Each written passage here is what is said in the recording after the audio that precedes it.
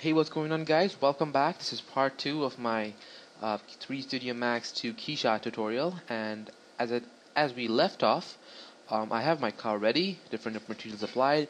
If you've not watched the first part, please do so by using the link in the description or the link that's coming up in the annotation below. So be sure to watch part 1 before you come here. Okay, so moving on, let's go ahead and click this huge little button here that we say the file button or whatever it's called. I actually don't know. And it sometimes crashes my computer. I have no idea why, but it didn't this time. Okay, so let's go ahead and hit export here and go over to your desktop or wherever you want to save it. It doesn't really matter. So I'm going to save it as, Audi R8. Doesn't really matter what name you use. But what matters here is when I save as type, it's selected Autodesk FBX. You're going to click this little arrow here, and you want to select GW::OBJ exporter. So it exports as an OBJ file. Now KeyShot does recognize all of the formats here. I mean, not all, but DWF, the 3ds. But I personally prefer the OBJ because if your car is pretty heavy poly like mine, .3ds and other formats do not actually export so many polygons here. So I prefer OBJ. If you're the model is low poly, you can always try other parts, but sticking to OBJ is the best option according to me. Anyways, you want to hit save here, and now you get this nifty little window, and what you want to do is check every freaking box here except these two. So just make sure you match your settings over here. You can write to log, you cannot write to log. It's personally your choice, doesn't really matter. And one thing you need to notice is that in faces it will be quads when you first open up this box. You're going to change that to polygons so that even if your model has triangles, it will export them as polygons. If you do it at quads, the 3dsMAX will not export any triangles, which my car has a lot. So I'm going to be selecting polygons. And for the target, you can have PC/win, and everything else looks pretty cool. You can export the materials. You cannot, you need not, but I'm doing it just for the sake of it. And then you just want to hit export here. So it's going to start exporting up your model, and this is actually the tire, which is pretty high poly. More than half of my polys go inside the tires. So it's going to be a little while it does it. So I'm going to pause the video and resume when it's done. Alright, so as you can see, the export is complete, and it's not a good model because it's got a lot of triangles here, but it doesn't really matter here. So you just want to hit done over here, and now you can actually close up 3dsMAX, saving your changes. Okay, let's open up KeyShot now because the work of 3dsMAX is pretty much done now. So let's open up KeyShot. Okay. Now, I'm going to hit import here, and from now on the tutorial is pretty simple. It's pretty straightforward. Just want to go over and select your Audi R8.obj file. It's going to be pretty large. As you can see, it's almost 85 megabytes. So we're going to hit open here, and in this little box, you're going to select Z up as orientation. When you first open it, it's going to be Y up. But you want to change that to Z up because that's how Max treats your geometry. Otherwise, your geometry is going to be flipped up and stuff. So you want to check keep individual parts. If you can't see it, you just want to hit advance here, and then you can see it. And make sure you select center to geometry and snap to ground, and that's pretty much it. You just hit OK here, and it's going to start the import process. Shouldn't take very long. Just going to wait till that does it. So okay, so let me warn you, my computer might actually slow down when we render this out. When we real-time render it out, so please bear with it. So, the moves, the way to navigate around this is pretty similar to 3dsMAX. You just want to hit the middle mouse button, the mouse wheel, and click and drag so that you can actually move the camera up and down. And to rotate around it, you want to just click anywhere and then move. Okay, it's like that. So you can rotate it like that. And to zoom in and out, you want to hold Alt and rotate your mouse wheel down to zoom in, and up to zoom out. So let's go ahead and zoom in and give it a nice looking posture to our car. Okay, this looks good. What we're gonna do next is hit materials over here. You must hit materials here. Okay, now you're gonna get this cool little window here, and you're gonna have tons of materials here. So let's go ahead and start with the body paint of the car. Let's go into group and change this from all to paint. So here we have all of the materials that have paint. Let's make this car like white. So you will notice one thing. I actually took these wheels and rotated them.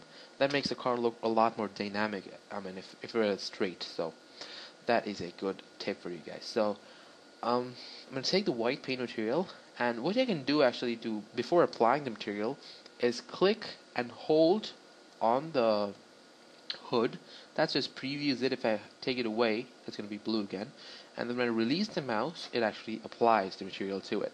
So as you can see, all of the blue parts of my car have the material applied to them. So if I had applied different colors, I'd have to do it manually, but yeah. Okay, so let's go ahead and do the chrome now. So from the group, you can always change from paints to metals.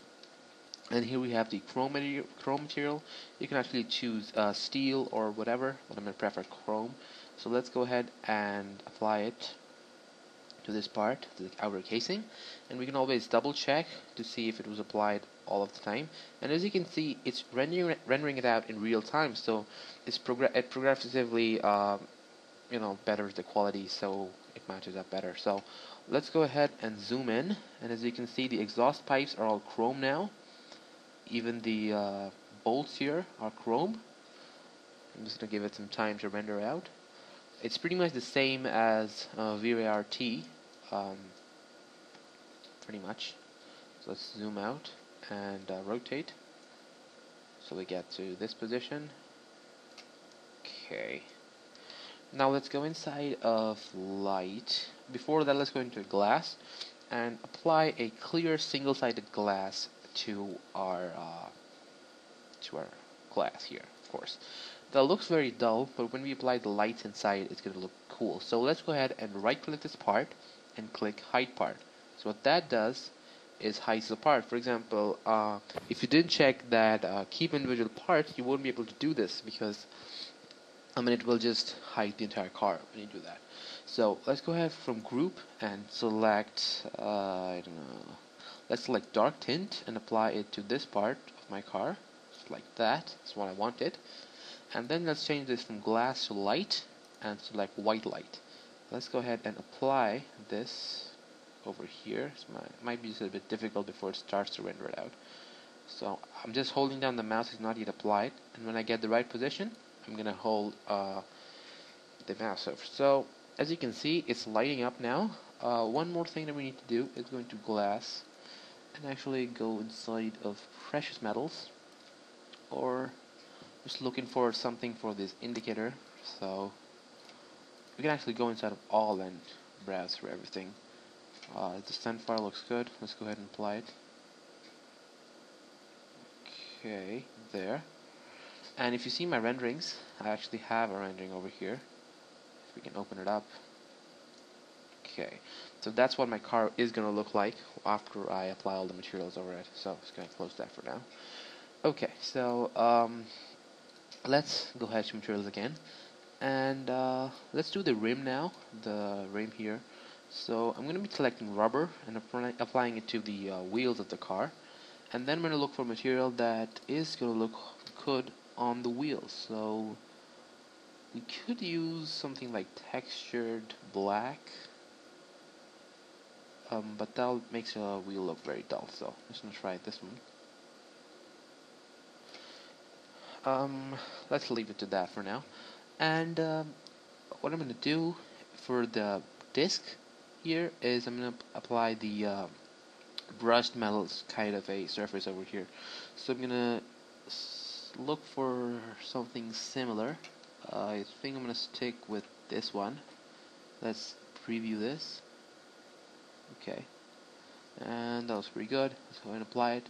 I'm going to actually use this one, or even scarlet red, for the disc brake over here. And that makes it look pretty good. Okay. let's go ahead and do the carbon fiber now. So I'm going to look for a cool looking material. We actually have a carbon fiber material over here. Let's go look for that. Okay, there you go. We have the carbon fiber material. Let's go ahead and apply it to the part over here, and that makes it look even better. Let's go change the group from glass to glass, and let's choose windshield, and let's apply it to the windshield. Okay, that makes it look pretty good. Even though I did not model the inside of the car, it actually looks that I did. Good, pretty good. So you just need to experiment with this and apply some materials to all of the parts of your car. It's going to be real fun when you do this. So I'm going to pause the video here and resume when all of it is done. So see you, right now, like 2 seconds. Okay, so as you can see, I've applied different materials to different parts of my car here. Okay, this makes it hang just a bit. But you'll notice that the environment here I've changed a little bit, which I'm going to be showing you in a minute. And what that does, is gives me very cool looking reflections over here, which look pretty good. So just want to hit environment over here, and I'm going to apply the environment that's over here right now. So if you open up for the first time, you're going to start with this one. So it's going to start up. So that's what it's going to look like. But what if you change the environment? So there are pretty much vibrant here. So let's go ahead and apply the HDRI locations factory. See how that looks, but that makes our car looks very dull, so I'm not going to use that. What I actually used was the HDR Light Studio car setup. Go ahead and apply it over here. So that was what I was using, or not. Maybe I wasn't using this one. Let's go and see which one I was using. It's basically experimenting to see which one makes your car look good. So there are like 3 car studios here. I'm probably using this one. Yep. So I was using that one. We can actually have the black one. Let's see how that looks. Okay, so that actually looks better. So what you can do is you can experiment with all of these, depending on your model and what you really want. So yeah, that's pretty much it. You're done with KeyShot, and it took like 10 minutes to create all of the materials in here. It's taken 10 minutes to create one material inside of 3dsMAX. So that looks as good as this. So to render this out, you can actually save the image of it or render it out completely. So you want to do is go into options over here, and you can actually experiment with all of this. It's actually real fun to do that. So when you go into options, and inside of material and environment, you can actually change the environment to have more gamma or more brightness or all of this. You can actually experiment with that. I have no problem. In fact, you're going to be enjoying this. I actually experimented with it a lot. Let's go inside of backplate. Forget the backplate. Let's go into camera. And as you can see, you can actually change the focal length and all of the stuff of the camera as well. So to render this out, you're just going to hit render here. Okay, and you want to change the render options over here. So I'm going to change the folder. I actually have it on my documents renderings folder, and you can name the file whatever you want, and with the format you can select one of these formats. I've done JPEG for the time being. You can change the resolution over here. It's just your choice, and you can actually check use real-time render to actually use this render to create the new render, and then you can choose render in background, so you can actually do some other stuff for that. One more thing is you can go inside of quality and adjust the quality over here, but it's going to make sense when you go over to the turntable. So inside of this you can actually create a turntable rendering. So 300 frames would mean 10 seconds for a 30 frames per second animation. So I'm going to actually begin angle at 0 degrees and the end angle at 360 degrees. So the camera is going to rotate all around the car. And when you check this box, it's actually going to render an image sequence, which is going to be JPEGs, and the name is going to be this. So that is very cool because without any work, you actually created a turntable rendering without animating anything. So yeah, that's pretty much it about KeyShot. As you probably noticed, it actually made my car look pretty good in like 10 minutes. So yeah, that's pretty much it for this tutorial. Hope you guys liked it. If you liked it, please leave a comment below, leave a like, subscribe to my channel if you don't want to miss on future tutorials. So yeah, that's pretty much it. Thanks for watching, guys, and please comment, like, and subscribe.